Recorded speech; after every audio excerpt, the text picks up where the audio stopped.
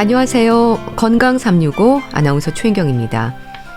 고혈압이나 이상지질혈증과 같은 혈관 질환들에 대한 예방과 관리가 강조가 되는 건 질환 자체의 위험뿐 아니라 다른 질환들의 위험 요인이기 때문이기도 합니다. 혈관성 치매 역시 마찬가지인데요. 뇌혈관 질환으로 인한 혈관성 치매가 주는 불안감은 삶의 질과도 연관되는 부분이어서 관심을 더합니다. 치료와 관련해서도 아직은 완치가 아닌 증상 조절을 목표로 하는 게 아닐까 싶은데요. 혈관성 치매를 피해갈 수 있는 예방법은 있는 걸까요?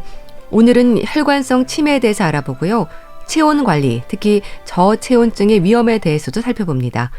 건강 365 조영남의 삽다리 곱창리 듣고 시작하겠습니다. KBS 라디오 건강 365 함께하고 계십니다. 치매도 부담스러운데 갑자기 악화될 수 있다는 지적이 더해지면서 불안감을 더하는 질환이 있습니다.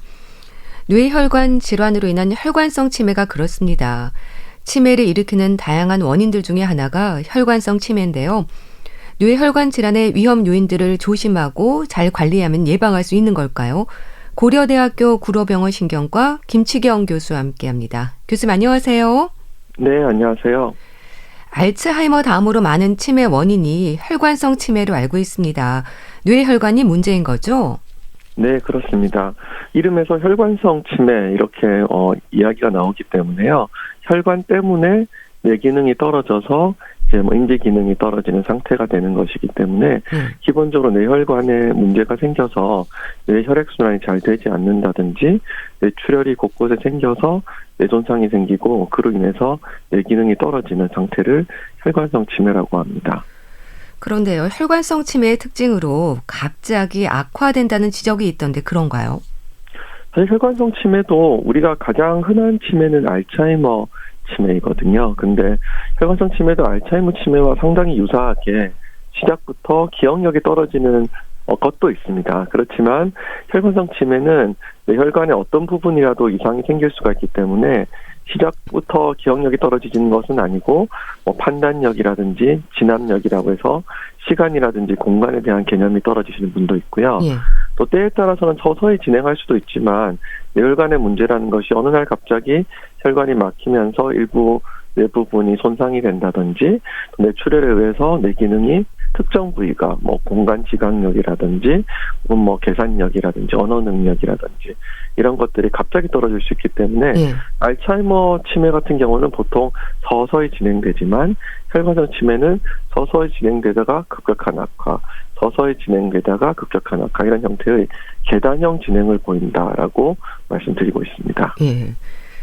혈관성 치매는 뇌혈관이 막히거나 터지는 뇌졸중으로 발생하는 경우가 많은가요? 이게 서로 연관되는 경우가 당연히 많습니다. 예. 뇌혈관이 이렇게 서서히 막히거나 뇌혈류 공급이 서서히 안 되면 이제 물론 계단형 진행이긴 하지만 그래도 뇌졸중처럼 어느 날 갑자기 증상이 확 나오는 것은 아니고 혈관성 치매는 그래도 어느 정도의 시간을 두고 뇌 기능이 악화되는 건데요. 뇌졸중 같은 경우는 정말 부지불식간에 어느 날 갑자기 쇼핑을 하다가 이야기를 하시다가 TV를 보다가 자고 일어났을 때 이렇게 갑자기 발생하는 거기 때문에 서로 당연히 연관은 많지만 질병이 발생하는 그런 진행의 상태는 조금 다르다고 말씀드릴 수 있습니다. 그러니까 말하자면 뇌혈관 이상으로 인해서 뇌 조직이 손상이 되는 게 원인이라는 거죠? 네, 그렇습니다. 양쪽 모두 이유는 동일합니다. 뇌졸중이든 혈관성 치매든 뇌혈관의 이상으로 뇌조직이 손상되는 건데요. 그 속도가 이제 어느 날 갑자기 혈관이 확 막히거나 갑자기 혈관이 터지거나 그래서 뇌경색이라고 부르는 혈관이 갑자기 막히는 것, 뇌출혈이라고 불려서 뇌혈관이 갑자기 터지는 것을 우리가 뇌졸중이라고 하고요. 이런 상황들이 조금 이제 서서히 증상이 진행하게 되면 혈관성 치매다 이렇게 말씀드리고 있습니다. 근데 뇌졸중은 위험한 질환이기도 하잖아요. 그런데 흔하기도 하죠.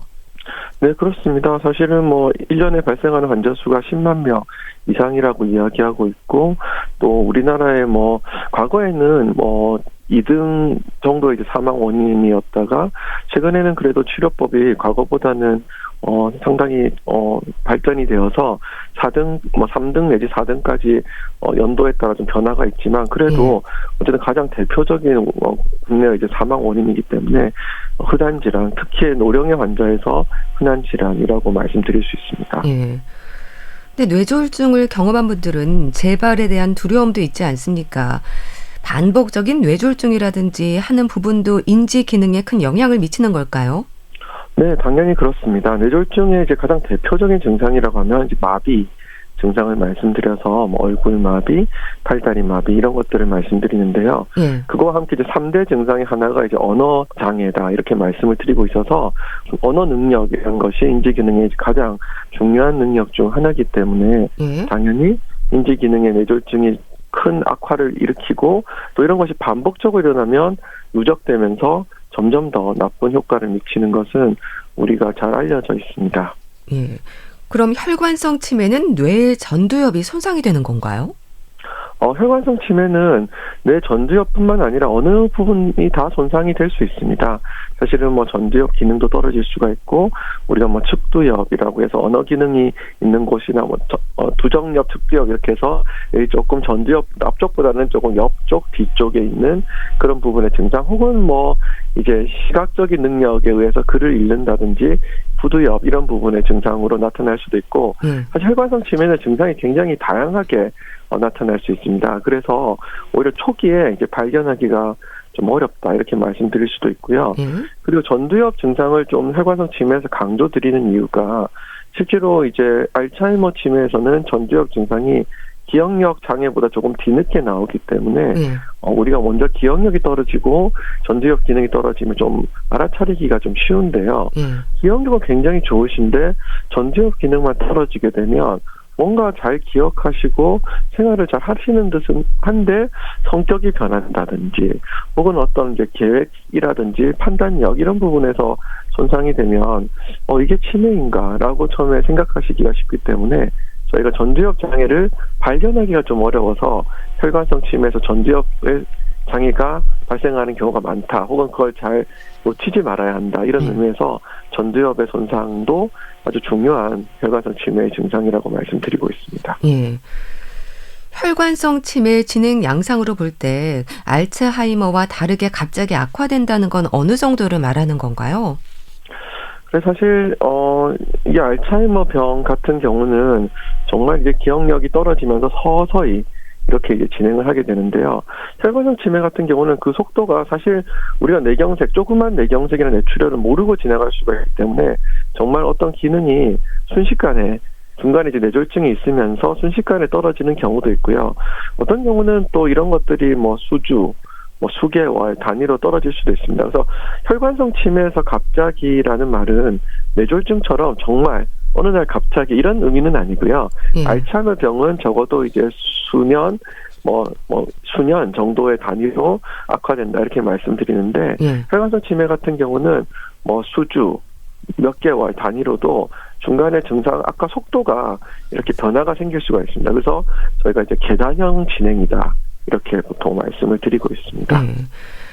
그럼 하루아침에 갑자기 말도 느려지고 성격도 변하고 평소에 없던 증상을 보이는 건가요? 네, 혈관성 치매의 진행에서는 그런 일이 있을 수 있습니다. 그런데 이제 하루아침에 갑자기 말도 느려지고 성격도 변하고 평소 없던 증상이 나타난다면 혈관성 치매의 진행 과정에 뇌졸중이 동반되었다 이렇게 말씀드릴 수가 있기 때문에 이런 경우는 바로 병원을 오셔야 됩니다. 사실은 이제 우리가 마비 증상 가장 중요한 증상이라 생각하기 때문에 그 부분 빨리 병원에 오라고 하시지만 이런 이제 성격 변화라든지 말이 느려지고 갑자기 판단력이 떨어지고 이것도 갑자기라고 한다면 하루아침에 갑자기라고 한다면 뇌졸중의 중요한 증상이기 때문에 기존의 혈관성 치매가 있다고 하더라도 우리가 골든타임 내에 뇌혈관을 뚫어주는 치료를 한다면 이런 부분도 이전보다 더 좋게 만들어 드리지는 못하겠지만 기존에 있는 인지 능력 정도까지는 회복시켜드리는 것을 목표로 하는 치료를 골든타임 내에 할 수 있기 때문에 평소에 혈관성 치매 그러니까 아주 중증 상태라면 또 모르겠지만 초기라고 한다면 급격한 증상 악화가 있으면 빨리 응급실로 오셔서 예. 뇌졸중, 그 동반된 뇌졸중에 대한 치료도 받으셔야겠습니다. 예. 혈관성 치매 진단에서 확인하는 부분들이 있을 텐데요. 검사 결과만큼이나 환자나 가족들의 얘기도 중요할 것 같은데 어떨까요? 네, 맞습니다. 그래서 사실 혈관성 치매 같은 경우는 물론 우리가 이제 문진이나 신경학적 검진을 한 이후에 그 다음에 이제 신경심리 검사라든지 자세한 이제 설문 검사라든지 혹은 뇌영상 검사를 꼭 해야 합니다. 그렇게 해서 이제 객관적으로 혈관성 치매인가 아닌가 판단하게 되는데요. 그럼에도 불구하고 환자나 가족들의 얘기가 문진이나 이제 신경학적 검진에서 굉장히 중요한 이유가 알츠하이머 병처럼 이렇게 전형적인 패턴으로 진행되는 것이 아닙니다. 혈관 치매는 계단형 진행이다. 다양한 증상이 나올 수 있다. 이렇게 말씀드리기 때문에 예. 그냥 우리가 흔하게 조금 뭔가 바뀌었어요. 혹은 성격이 바뀌었어요. 판단력이 좀 떨어지시는 것 같아요. 예. 과거에 비해서 실제로 생활하시는 것에 좀 문제가 있는 것 같아요. 이런 이야기들을 자세히 물어보지 않으면 좀 놓치기가 쉬운 부분이 있고요. 또 중간중간에 아주 작은 크기의 뇌졸중 같은 것들이 동반될 수 있기 때문에 예. 중간에 갑자기 조금씩 말이 느려지고 성격 변화가 생겼던 일이 있었는데 그냥 좀 지나치고 지나갔다. 이런 부분들에 대해서도 꼭 여쭤봐야 되기 때문에 환자분과 가족들에 대한 이야기를 자세히 나누고 있습니다. 예. 그 혈관성 치매 환자가 알츠하이머병을 동반하는 경우도 있잖아요. 뇌 손상을 생각하면 함께 올 수도 있을 것 같은데요. 네, 그렇습니다. 사실은 이 혈관성 치매 환자나 혹은 알츠하이머병 환자를 국내에서는 부검 후에 이제 뇌를 검사해 보는 경우가 많지는 않지만 해외의 경우에는 이제 때에 따라서 그렇게 이제 동의하신 분을 대상으로 그렇게 이제 뇌를 부검해서 뇌 상태가 어떤지 살펴보는 경우가 있는데요. 알츠하이머병 환자도 혹은 이제 혈관성 치매 환자도 실제로 사망한 이후에 뇌를 부검하게 되면 50% 정도는 양쪽이 동반되어 있다라고 생각하고 있습니다. 그래서 예. 알츠하이머병이 있으면 혈관의 혈액순환이 잘 안 되면 알츠하이머병도 악화가 되고요.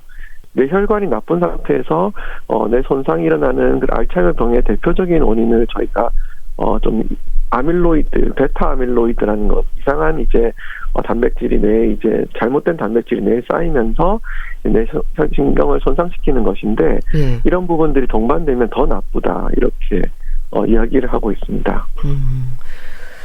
그런 치매 여부를 진단하기 위해서 진행이 되는 검사는 뭔가요? 네, 그래서 기본적으로는 우리가 이제 치매 여부를 위해서 진단하게 되는 검사는 뇌 영상 검사와 그리고 신경 심리 검사라 그래서 인지 기능에 대한 이제 설문을 조사해서 우리 인지 기능은 기억력, 언어 능력, 공간 지각력, 판단력, 전두엽 기능 다양한 이런 각각의 영역이 있기 때문에 어떤 영역에도 손상이 큰지 이런 부분들을 확인하게 됩니다. 예. 그럼 검사 결과를 통해서 어디가 얼마나 손상됐는지를 확인하는 건가요? 그렇습니다. 특히 혈관성 치매 같은 경우는 MRI나 MRA 같은 이제 혈관을 보는 자기 공문 영상에 뇌를 보는 MRI, 혈관을 보는 MRA 같은 걸 촬영하게 되면 혈관이 좁아져 있다든지 혈관이 좁아진 것에 의해서 뇌 손상이 있는 것이 객관적으로 보이기 때문에 예. 혈관성 치매 여부를 알기 위해서는 뇌 영상 검사가 필수적이고요. 예. 그 중에서도 사실 이런 혈관성 치매는 CT보다는 MRI가 꼭 필수적인 검사로 하고 있습니다. 예. 그럼 MRI와 혈액 검사 외에 또 확인하는 부분들이 있나요? 나이나 성별도 진단에 포함되는지도 궁금한데요. 네, 맞습니다. 이제 신경심리 검사에서 설문 검사는 당연히 이제 나이, 성별 등의 그런 특징에 따라서 이제 저희가 판단을 하게 됩니다. 같은 점수라도 나이가 많다든지 하게 되면 표준 점수에 의해서 얼마나 벗어나 있는지 이런 것들이 굉장히 중요하기 때문에 그 나이도 고려하게 되고 성별에 따른 그런 점수들도 같은 나이대라 하더라도 이제 건강 나이 이런 것들이 다르기 때문에 실질적으로 생물학적 연령도 중요하지만 성별이라든지 혈관 상태 이런 것에 따라서도 우리 신경심리 검사 해석을 달리하고 있습니다. 예. 펫시트가 필요한 경우도 있던데요. 어떤 경우일까요? 네, 사실 제가 이제 최근에 고려대학교 구로병원 강성훈 교수랑 같이 연구를 진행해서 국제학술지에 보고를 한 게 있는데요. 요즘은 이제 뇌졸중 이런 이제 뇌혈관 질환 이후에 사실 재발을 막는 아주 좋은 치료들이 예방을 하는 치료들이 많아서 뇌졸중은 굉장히 잘 회복이 되어서 이런 이제 마비는 없는데 시간이 지나면 서서히 인지 기능이 떨어지는 경우가 있습니다. 이것도 이제 혈관성 치매인 경우가 많거든요. 그래서 뇌졸중 이후에 갑자기 인지 기능이 떨어지는 그렇게 해서 이제 혈관성 치매로 진단받는 경우도 있지만 뇌졸중 자체는 거의 완전히 회복이 됐는데 시간이 지나면 사실 요즘은 뭐 5년, 10년, 20년까지도 별 일 없이 재발 없이 잘 지내시는 분이 많기 때문에 그런 경우에 이제 그런 이제 뇌졸중 이후에 천천히 혈관성 치매가 발생하는 경우가 있는데요. 그런 경우에 저희가 이제 핵의학 영상 검사라 그래서 뇌에서 이제 베타 아밀로이드라는 그런 이제 알츠하이머 병의 위험 요인인 것을 이제 찾는 PET-CT라는 검사가 있습니다. 그래서 그런 검사를 저희가 일부 환자분께 이제 연구를 통해서 진행을 했는데요. 어떻게 보면 당연한 이야기일 수는 있겠지만 그런 환자분들의 뇌에 그런 이제 베타 아밀로이드라는 좀 이상한 그런 이제 치매를 일으키는 나쁜 단백질이 있으면 치매가 확실히 그러니까 인지 기능 저하가 잘 일어난다는 것을 밝혀서 국제학술지에 보고를 하였습니다. 그래서 당연한 이야기 같긴 하지만 우리가 이렇게 뇌졸중 실제로 최근에는 이제 좋은 치료들이 점점 나올 거라고 기대하고 있기 때문에 뇌 기능이 떨어지기 전에 판단하는 게 굉장히 중요하기 때문에 PET 같은 경우도 때에 따라서는 뇌 기능이 떨어지기 전에 위험 요인이 높은 분들은 시행을 앞으로는 해야 할 분도 있을 것 같다라고 생각하고 있습니다. 혈관성 치매 진단을 받았을 때 초기부터 단계가 있는 거죠? 그렇습니다. 여기 처음부터 모든 기능이 다 떨어지는 것은 아니고 서서히 이제 시작되기 때문에 특히 혈관성 치매 같은 경우는 뇌졸중이 크게 왔을 때는 사실 뇌졸중에 의한 증상 때문에 이게 증상이 확실하게 보이기 때문에 진단이 어렵지가 않은데요. 작은 크기의 뇌경색이 왔을 때거나 혈관이 서서히 안 좋아질 때는 이렇게 말씀드릴 때도 있는데 특히 뇌 깊은 부분에 작은 혈관의 손상 때문에 증상이 오면 어떤 특정한 영역이 떨어지는 것이 아니고 뇌 기능이 느려진다. 이렇게 말씀드릴 거 있습니다. 잘 하긴 하시는데 기억력도 좀 느려지고 혹은 판단력도 좀 느려지고 이런 부분이 이제 이럴 때가 이제 저희가 초기라고 말씀드리거든요. 그래서 이럴 때일수록 초기일수록 우리가 적극적인 뇌혈관의 악화를 막는 치료를 해야지 증상의 진행을 막을 수가 있습니다. 그럼 단계에 따라서 치료가 달라지나요? 완치되는 질환이 아니라서 치료제도 증상 완화가 목표이지 않을까 싶은데요. 그렇습니다. 사실은 아직 안타깝지만 이게 뇌가 손상된 것을 이렇게 이제 되돌리는 그런 치료는 사실 아직은 없다라고 말씀은 드리고 있습니다. 그렇지만 사실 증상을 완화시키는 약이 아예 없지는 않고요.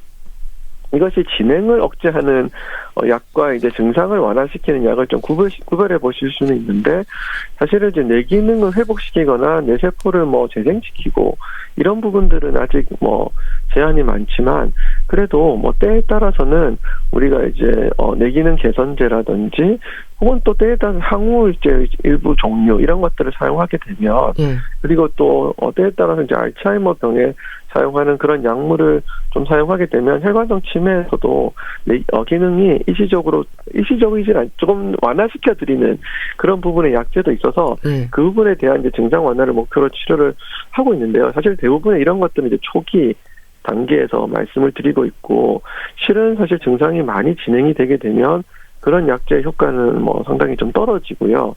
그 단계가 되면 이제 행동 조절을 해드리는 약을 쓸 수는 있습니다. 때에 따라서는 좀 과격해지신다든지 일상생활에서 행동을 조절하기가 굉장히 어려운 경우도 있기 때문에 그런 경우는 이제 그런 것을 좀 완화시키는 약들을 사용을 하고 있습니다.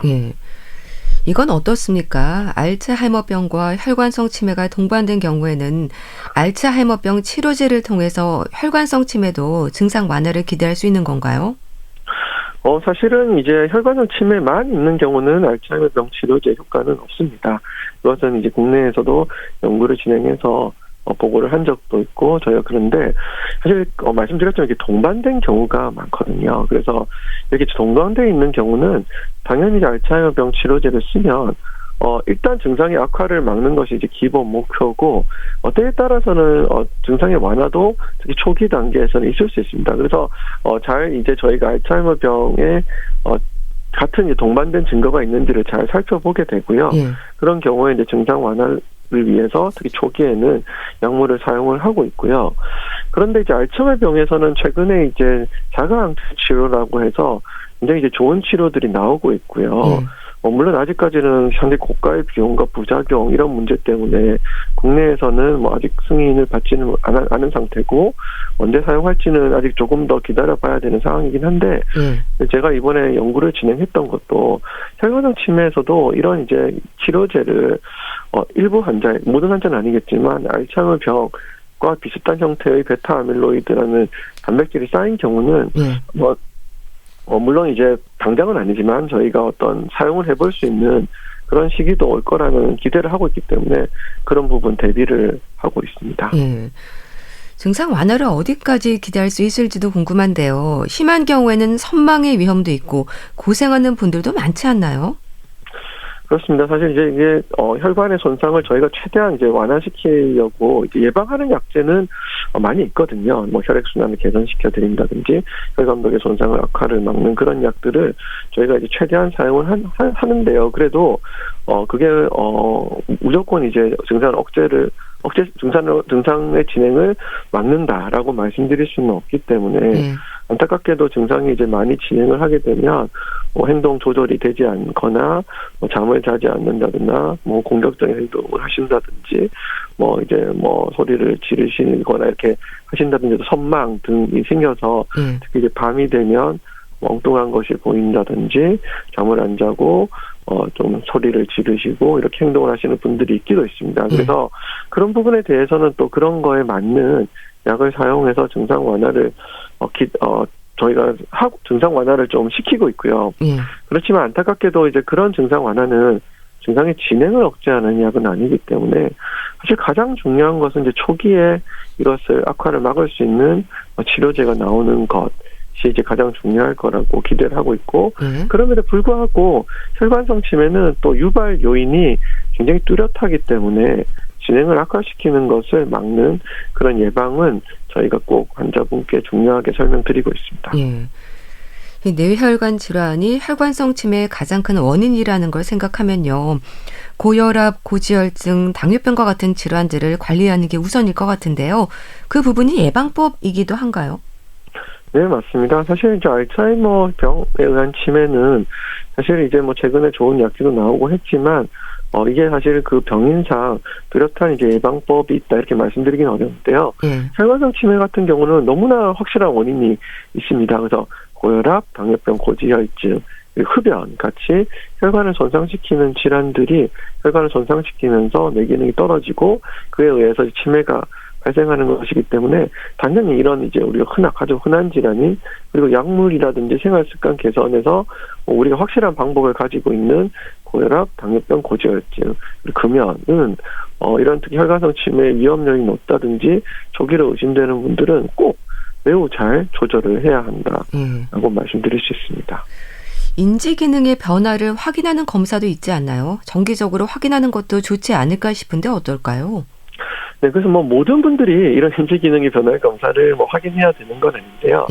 근데 저는 이제 최근에 이제 혈관성 치매에 대해서는 이제 위험 요인, 고혈압, 고지혈, 당뇨병, 흡연 등 위험 요인도 굉장히 중요하고 또 이제 작은 크기의 뇌졸중이 생겼을 때는 역시 계속 오늘 말씀드리고 있지만 과거에는 이런 작은 크기의 뇌졸중도 재발을 굉장히 많이 했기 때문에 실은 이제 5년, 10년 후에 발생하는 인지기능 저하보다는 뇌졸중의 재발을 어떻게 막을 것인가. 이것이 모든 의료진과 환자분의 관심사입니다.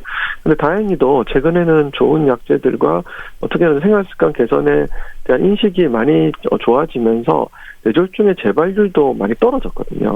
그러다 보니까 환자분께서 5년, 10년, 길게는 15년, 20년까지도 재발 없이 잘 지내시는 분이 많기 때문에 그러나 일단 작은 크기의 뇌졸중이라도 미래의 어떤 혈관성 치매의 위험 요인이기 때문에 그런 경우는 저는 좀 사전에라도 인지 기능에 대한 테스트를 좀 한 번 정도는 해놓는 게 좋다라고 말씀을 드리고 있습니다. 왜 그러냐 하니 기존에 어떤 이제 처음에 이제 시작이 되는 지점에 인지 기능을 해놓으면 아주 자주 할 필요는 없겠지만 5년 이제 좀 길게 보면 7년 이렇게 후에 인지 기능 검사를 자세히 하게 되면 변화 상태를 확인해 볼 수가 있거든요. 그래서 그런 측면에서는 위험 요인을 많이 가졌거나 작은 크기의 뇌졸중이라 회복이 잘 되신 분이라도 인지 기능 검사는 해놓는 게 어떨까라고 추천을 드리고 있습니다. 예.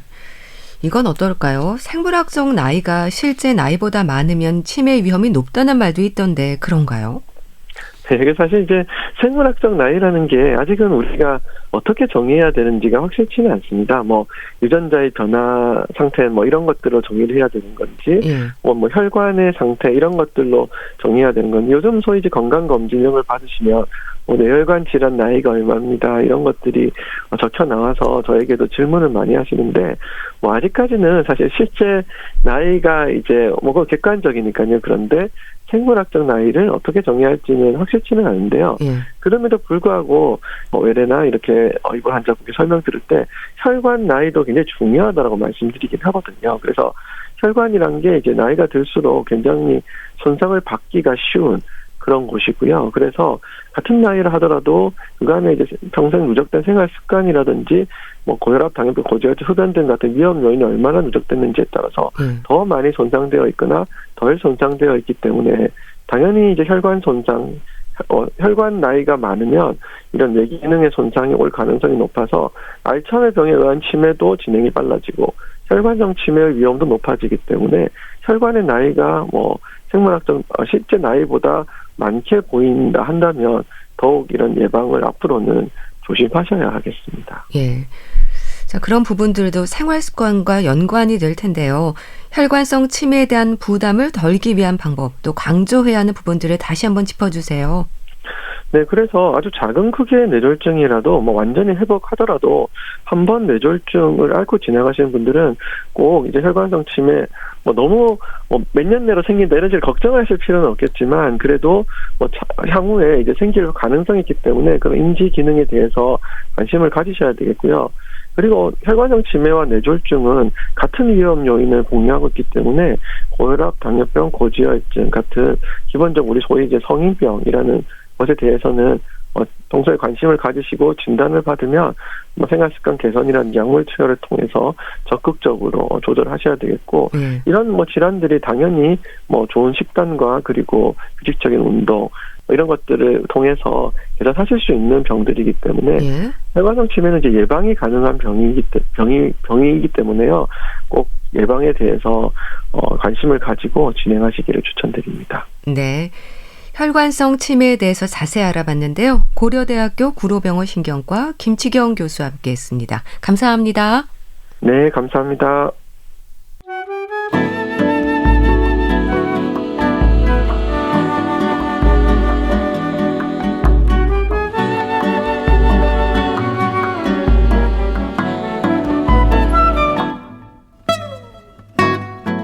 건강한 하루의 시작.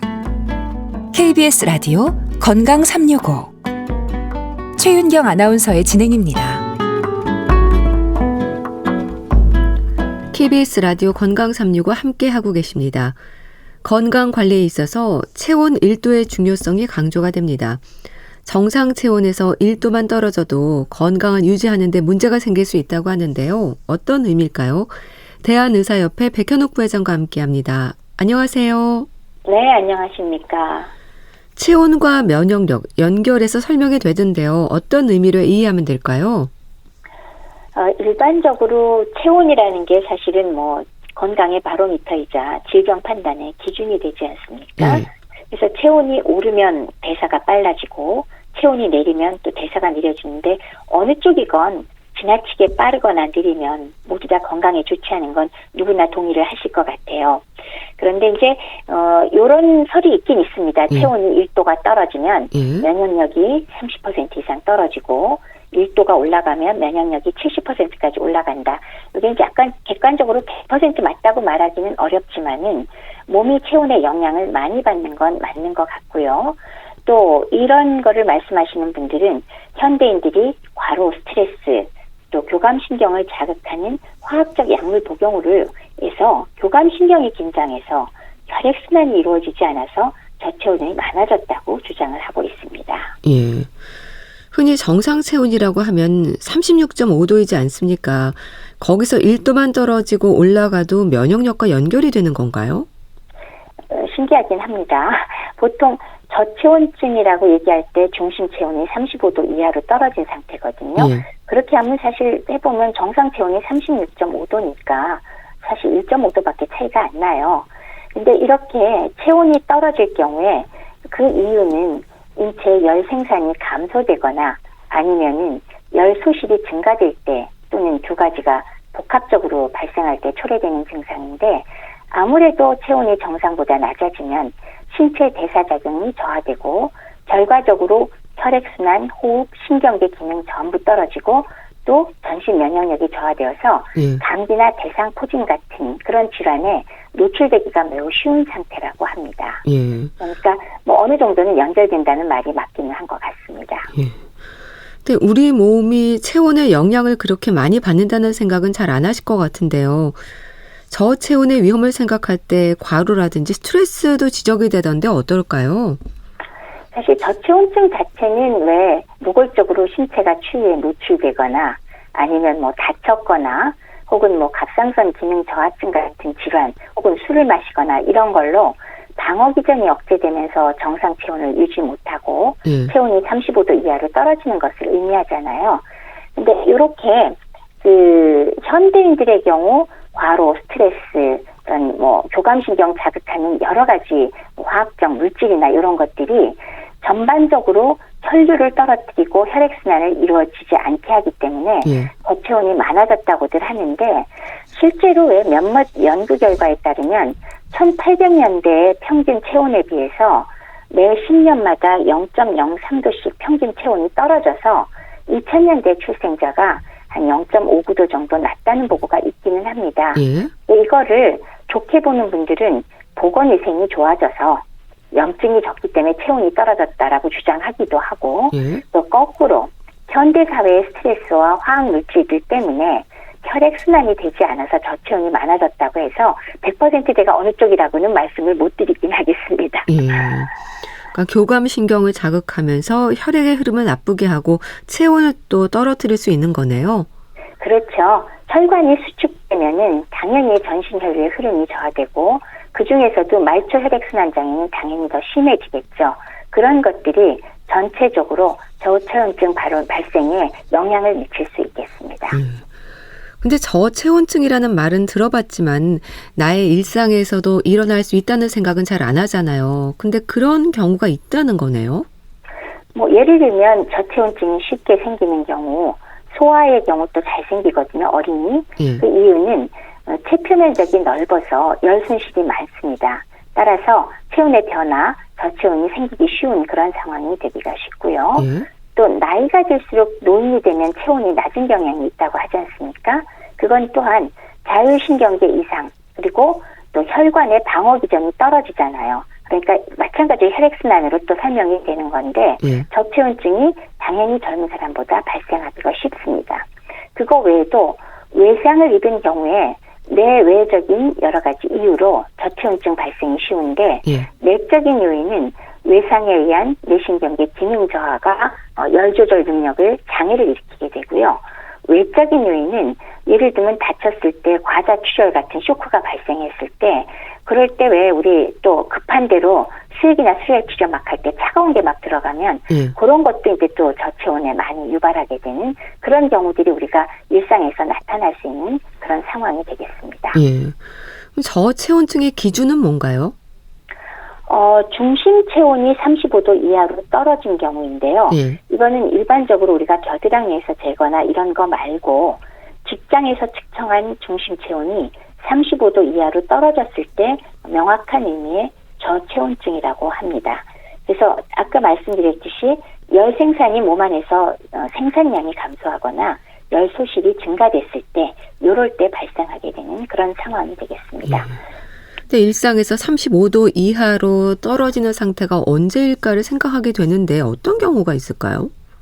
가장 흔한 것은 아무래도 외부의 차가운 환경에 상당히 오랜 시간 노출됐을 경우가 가장 흔하고 네. 그럴 때 저체온에 빠지기 쉬운 게 아까 말씀드렸듯이 소아나 노인이나 외상을 입었거나 혹은 술을 마셨거나 이런 경우가 가장 흔하고요. 예. 그것 이외에 질환으로서 갑상선 기능저하증 혹은 부신기능저하증이나 뇌하수체 기능저하증, 저혈당증 같은 게 동반돼 있을 때, 즉 질환이 있을 때가 있을 수 있고요. 예. 또 수면제 같은 약물을 복용했을 경우, 그다음에 기타 여러 가지 이유에 혈액순환이 원활하지 못한 경우가 있고요. 그 외에 술을 마셨을 때 중추신경계 기능이 저하되거든요. 그래서 사지 말단부가 원래는 추울 때는 알아서 혈관이 수축돼야 되는데 그게 아니라 혈관이 늘어나 있는 상태에서 열 손실이 크게 증가하기 때문에 저체온증이 쉽게 발생할 수 있습니다. 예. 그렇게 저체온으로 몸이 찰 때 있을 수 있는 질환들이 뭐가 있을까요? 글쎄, 요거는 이제 방금 말씀드린 엄밀한 의미의 저체온증, 35도 이하의 저체온증까지는 아니어도 예. 체온이 조금 떨어진 듯할 때 보통 나열하는 것들이 있습니다. 예를 들면 여성의 경우 이것 때문에 생리통이 심하고 냉증이 옵니다 라고 하는 분들이 계시고요. 그 다음에 또 하나는 아무래도 혈액순환이 떨어지면 뼈 역시 혈액으로부터 영양소를 받는 게 충분히 되지 않기 때문에 상대적으로 골다공증 오는 사람이 좀 더 많다라고 할 수 있겠고요. 예. 그다음에 지극히 당연하지만 심장의 혈류량이 떨어지면서 혈압이 떨어지고 그리고 뇌졸중이나 심혈관계 질환이 동반될 가능성이 상당히 높아지겠죠. 예. 또 소화기계에도 혈액순환이 떨어지면은 소화기는 떨어지는 수가 있어서 속 더부룩하고 소화가 안 된다라는 얘기를 할 수 있는데 예. 이런 증상들이 다 동반될 수가 있습니다. 예. 그러니까 말하자면 혈액순환의 문제뿐 아니라 호흡이나 신경계의 기능에도 이상이 생길 수 있는 거네요. 그렇습니다. 그러니까 이게 반드시 이제 체온이 떨어진 것이 100% 원인이냐는 예. 돌고 도는 원인이 되지 않나 싶어요. 혈액순환이 떨어지기 때문에 체온도 약간 떨어지지만 또 그 결과로 혈액순환이 또 안 좋아지니까 실제로 호흡계나 신경계 자체에도 또 좋지 않은 결과를 낳게 돼서 다시 체온 조절을 잘 못하는 이런 이상이 생기게 됩니다. 여성들의 냉증, 골다공증도 저체온으로 인한 위험 질환일 수 있다는 것도 근거가 있는 얘기인가요? 가능성은 있으나 완벽하게 이게 오로지 체온이 떨어진 거라고 얘기하기는 사실 쉬운 얘기는 아닙니다. 예. 그러나 기본적으로 혈액순환이 잘 되게 하는 것이 여성들의 골다공증이나 냉증 같은 것을 증상을 완화시키는 것은 맞거든요. 예. 그래서 다양한 방법으로 혈액순환을 개선하는 중에 역시나 따뜻하게 해주는 게 좋은 효과를 보이는 것은 맞기 때문에 긍정적인 효과를 기대할 수는 있습니다. 예. 뇌졸중을 비롯해서 저혈압의 위험 역시 높아진다면서요? 그렇죠. 또 역시 당연히 말초 혈액까지 포함해서 혈액순환의 그 강도가 혈액순환이 잘 안 되는 상태에서는 어느 쪽이건 뇌 혈관에 안 그래도 동맥경화증 때문에 혈액순환이 어려운 상황에서 기본적으로 올라가는 혈류가 줄어들면 당연히 뇌졸중 생기기가 더 쉬워지는 거고요. 그리고 저혈압 역시 심장의 순환 기능이 떨어지니까 혈압 떨어질 가능성은 역시나 훨씬 더 높아지는 것들이 되는 얘기입니다. 소화 기능에도 영향을 미친다는 건 또 어떤 의미인가요?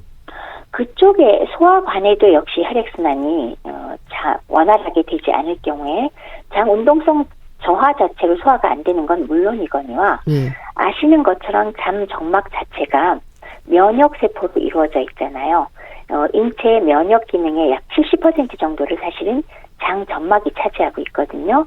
그렇기 때문에 이쪽 세포에 문제가 생기면은 당연히 인체 전체 면역력이 떨어지면서 장점막의 투과성이 증가하니까 그걸로 인해서 영양소의 흡수나 소화나 이런 기능에 당연히 영향을 미치겠죠. 체온이 정말 중요하다는 생각이 드는데요. 그러니까 전신에 영향을 주는 거네요. 두통, 어깨, 허리 통증도 생긴다면서요?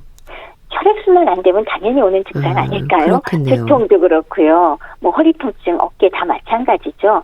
이게 다 순환이 원활할 때 괜찮은 거고 특히나 두통은 뇌로 가는 혈류 떨어지면은 두통이 훨씬 더 심해지거든요. 그러니까 뭐 당연히 관계가 있고 보통 스트레스를 받았을 때 두통이나 목, 어깨, 허리 통증을 동반하는 게 그런 이유가 아닌가 싶습니다. 그럼 저체온에 대비할 수 있는 방법을 알고 실천해야 하지 않을까 싶은데요. 살펴야 하는 부분들이 뭘까요? 아무래도 전체적으로 따뜻하게 해주는 거는 당연히 좋은 방법이고요. 예. 근데 이제 그게 사실 피부만 따끈따끈해지는 거가 있겠죠. 예. 그다음에 또 하나는 위장관 쪽은 상대적으로 그런 왜 우리 소화기 내과를 하는 사람 입장에서도 배를 따뜻하게 했을 때 위장관 운동성이 상당히 편안해지거든요. 예. 그러면서 혈액순환에 도움이 되면 마찬가지로 당정막 기능도 더 좋아지게 되고 따라서 더 소화 흡수도 원활해지면서 면역 기능도 유지가 되기 때문에 예. 소화기를 먼저 관리해 주시는 게 좀 더 쉬울 것 같아요. 그러니까 핫팩 같은 것도 물론 이용하시고 예. 드시는 것도 차가운 것보다는 따뜻하게 섭취를 하고 또 소화가 잘 되는 음식을 먹거나 기약 먹더라도 오래오래 씻고 또 한꺼번에 과식을 해서 위가 갑자기 늘어나는 걸 피하는 것 이런 것들이 도움이 되지 않을까 싶습니다. 흔히 말하는 속을 따뜻하게 하는 게 중요한 거네요. 찬 음식을 피하는 것도 방법이라는 걸까요? 그런 것도 들어가죠. 그래서 굳이 먹는 걸 갖고 좀 더 체온을 올리는 방법이라고 말씀을 드린다면 조금 전에 말씀드린 찬 음식을 피하고 따뜻하게 섭취하는 것 첫 번째. 두 번째는 과식을 피하는데 그 이유는 만약에 과식을 했을 땐 그 음식을 소화하려고 위장으로만 혈액과 에너지가 집중되니까 다른 곳이 부족해지거든요. 혈액이. 그런 문제를 피할 수 있고요. 또 오래오래 씹어 먹으면 씹는 것 자체가 굉장히 좋은 운동이고 머리라든지 이쪽 얼굴 전체에 열이 또 일부 발생을 할 수 있어서 일단 좋은 거고요. 그것 외에 먹는 내용으로는 단백질 섭취 좀 많이 해주시면 도움이 됩니다. 이유는 뭐냐면 단백질 자체가 지방이나 탄수화물에 비해서 열을 내는데 직접 사용되는 퍼센티지가 높고요. 또 하나는 단백질 섭취를 통해서 근육량을 늘리게 되죠. 근육량을 늘리게 돼서 근력을 강화시키면 아시다시피 몸의 열의 40% 이상은 근육이 만들거든요. 즉 움직이는 과정에서 수축 이완을 반복하면서 열을 생성하니까 먹는 내용으로는 충분한 단백질을 섭취하고 근력을 강화하는 것. 이것이 또 상당히 도움이 되겠습니다. 예. 운동은 어떨까요? 신진대사를 원활하게 하는 방법인데요. 그렇죠. 온도를 높이기 위해서는 당연히 규칙적인 운동 필수가 되겠죠. 예. 신진대사 방금 말씀드렸듯이 대사를 원활하게 만들고요. 만약에 왜 이런 대사율이 막 떨어지면은 오히려 혈액순환을 방해하게 돼서 저체온의 원인이 되고 또 살도 찌기 쉽죠. 왜냐하면 대사가 잘 안 되니까. 따라서 하루 30분 정도의 적절한 운동을 해주는 것은 기본적으로 지금 체온만의 문제가 아니라 심장 기능을 강화하고 또 다른 전신 건강에 도움되는 거 우리 잘 알고 있잖아요. 그래서 혈액이 순환이 원활해지면 모든 세포에 산소와 영양분 공급이 원활해지니까 그런 면에서 규칙적인 운동은 필수가 되겠습니다. 운동 종목과 상관없이 꾸준히 하는 게 좋은 건가요? 자기가 좋아하는 운동하는 게 제일 좋고요. 그러니까 사실 꾸준히라는 데다가 방점을 둔다면 맞습니다. 꾸준히 하는 거 매일마다 규칙적으로 30분 정도를 매일 하는 게 가장 중요하고요. 그럼에도 불구하고 우리가 유산소 운동과 근력 운동을 비교를 한다면 유산소 운동은 아시는 것처럼 심장과 폐기능 유지에 필수고 혈액순환 자체를 돕잖아요. 근데 여기에 비해서 근력 운동은 근육 자체가 위축이 되지 않고 유지가 되면서 열 생산에 기여하는 근육이라는 장기를 키워서 운동을 해서 역시 열 생산을 하게끔 만들기 때문에 유산소 운동과 근력 운동은 항상 병행하는 것이 더욱 효과적이다라고 말씀을 드릴 수 있겠죠. 예. 또 비만을 예방해야 한다는 말도 하잖아요. 비만도 저체온의 위험 요인인가요? 예, 그런 말씀을 하시는 분들이 있습니다. 아무래도 비만 자체가 역시나 혈액순환을 악화시키고 그 결과로 또 하나 저체온을 유발할 가능성이 높기 때문에 상호 악순환 작용으로 비만과 저체온이 왔다 갔다 한다. 서로 악화시킨다는 그런 말씀을 드릴 수도 있겠습니다. 네. 아기부터 노인까지 남녀노소 누구나 저체온증은 있을 수 있는 거죠? 그렇죠. 아기는 체표 면적이 많기 때문에 외부에 좀 차가운 데 노출이 되거나 그럴 때 쉽게 떨어질 수 있고 아니면은 열이 너무 나서 해열제를 썼는데 약간 과다해지거나 그럴 경우에도 아기들은 쉽사리 또 저체온에 빠질 수가 있습니다. 그리고 노인의 경우는 대사가 떨어지고 또 혈관 자체가 딱딱하게 굳어져 있어서 혈관이 제대로 반응을 못하기 때문에 똑같은 상황에서 저체온에 빠질 수가 있고요. 따라서 누구라도 다 저체온에 빠질 수는 있다는 거죠. 그럼 아기들에게 저체온증의 위험이 생기는 건 어떤 경우일까요? 말씀드렸다시피 아기가 열이 나서 우리 해열제 쓰잖아요. 근데 사실은 과다 복용했을 때 저체온증 생길 수 있습니다. 게다가 체표면적이 넓기 때문에 왜 열이 나서 우리 왜 얼음물 찜질하고 막 그러잖아요. 이것까지 같이 쓰고 있으면 저체온에 빠지는 경우도 제법 있고요. 그 다음에 이제 당연히 추운 겨울에 장시간 야외에 있을 때 당연히 아기들의 경우는 생길 가능성이 있고요. 그것 외에 집안이 충분히 따뜻하지 않은 상태에서 몸이 확 젖었을 때, 그건 뭐 목욕한 것도 있을 수 있고, 아니면 그 왜 열났을 때 식히느라고 계속 젖은 물수건이나 이런 것 때문에 문제가 되기도 하고 땀에 푹 젖었을 때 이런 걸 제대로 해결 안 했을 때시나 아기들은 저체온증에 빠질 가능성이 있습니다. 그럼 저체온증일 때 대처법이랄까요? 어떻게 하는 게 좋을까요? 당연히 따뜻하게 해야지요. 네. 당연히 따뜻하게 하는데 그러면은 도대체 어떻게 합니까? 일단 바깥으로 나갈 때 이렇게 추워지는 날씨에 외부에 노출되는 신체 부위는 잘 감싸줄 필요가 있고 특히 어린이나 노인의 경우는 신경을 써야 됩니다. 뭐 너무 두꺼운 거 입는 것도 좋지만은 얇은 걸 여러 벌 입으라든지 뭐 젖었을 때는 빨리 마른 옷으로 갈아입으라든지 그다음에 발을 보호하기 위해서 발이 너무 조이지 않지만 적절하게 두꺼운 양말을 신는다든지 여유 있는 신발을 신는 거 이건 기본이고요. 그것 외에 운동 전에는 따뜻한 식사를 하고 운동을 할 때 과식을 해서는 역시 안 좋고요. 그다음에 운동 전후로 술을 삼가하는 거 필수고요.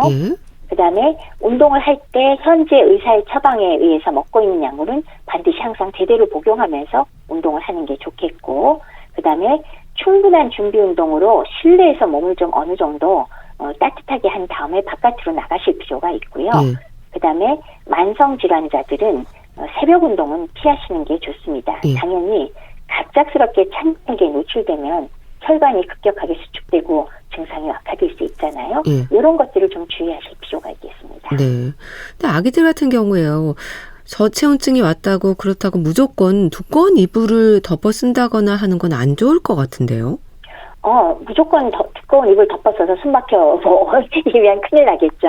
그래서 젖은 옷의 경우는 당연히 다 마른 걸로 갈아입히고 그다음에 물기도 닦아주고 그러면서 일단은 뭐 난방을 좀 충분히 해주셔야 될 거고 그러면서 얇은 것들을 조심스럽게 덮고 그렇지만 잘 감싸주고 그다음에 핫팩이나 이런 걸 쓸 수도 있지만 그러다가 또 화상 입을 수 있으니까 어른의 체온에 의해서 녹이는 것도 굉장히 좋다 그러던데요. 안아주는 것도 좋을 것 같아요. 자, 계절은 겨울로 가고 있는데요. 만성 질환으로 관리 중인 분들에게는 저체온증에 대한 대비도 중요할 것 같은데 살펴야 하는 부분들도 짚어주세요. 예, 말씀드렸다시피 외부로 운동을 하러 나갈 때는 반드시 사전에 준비 운동으로 충분히 몸을 따뜻하게 하고 나가시고요. 그다음에 운동에 적절한 옷을 너무 동작에 방해가 되는 두꺼운 옷보다는 얇은 옷을 좀 여러 겹 입어서 잘 조절하실 필요가 있고요. 또 땀에 푹 젖었을 때 바깥에 너무 오래 머물거나 그러지 마시고 얼른 안으로 들어오시는 거 굉장히 중요합니다. 그리고 특히나 당뇨 환자 같은 경우에 실감을 하실 텐데 당뇨 발에 문제가 있잖아요. 그렇기 때문에 발 보호를 위해서 양말을 적절히 두껍게 신지만 신발이 또 너무 꽉 끼면 오히려 상처가 나는 수가 있죠. 그러니까 여유 있는 신발을 신고 적절하게 운동을 하실 필요가 있다는 거 주의하시고요. 그다음에 계속 강조하지만 술 마시고 운동하는 거 안 됩니다. 그리고 만성질환자들이 기존에 드시고 있는 약물은 빠뜨리지 말고 꼭 제대로 복용을 하시고 그리고 새벽에 운동하시는 거 피하시라. 이 정도를 짚어드리겠습니다. 네. 대한의사협회 백현옥 부회장과 함께했는데요. 말씀 잘 들었습니다. 감사합니다. 네, 고맙습니다. 조황조의 고맙소 보내드리면서 인사드릴게요. 건강365 아나운서 최인경이었습니다. 고맙습니다.